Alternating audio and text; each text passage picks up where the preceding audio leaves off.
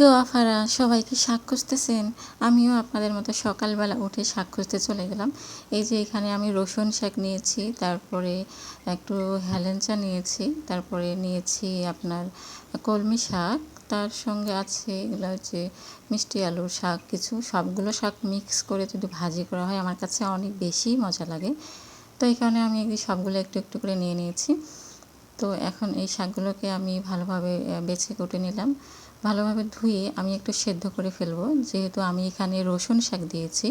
তো একটু ভাপিয়ে ফেললে এই রসুন শাকের যে একটা জিহ্বার ভিতরে কী বলে কারেন্ট শর্ট করে সেটা করবে না। যাই হোক, একটু ভাপিয়ে নিয়েছি। আর শাকগুলো একদম টাটকা শাক, যার কারণে 2 মিনিট ভাপাইতেই অর্ধেক হাফ বয়েল হয়ে গেছে। এখন আমি একটু বেশি করে রসুন, পেঁয়াজ আর কাঁচামরিচ দিয়ে জাস্ট একটু ভেজে নেব 2 মিনিটের মতো। আর একটু লবণ দিয়ে নিলাম। আর শাকটা দেখতেই পাচ্ছেন এত সুন্দর কালার হয়েছে, আর এতটুকু হয়ে গেছে, কমে গেছে।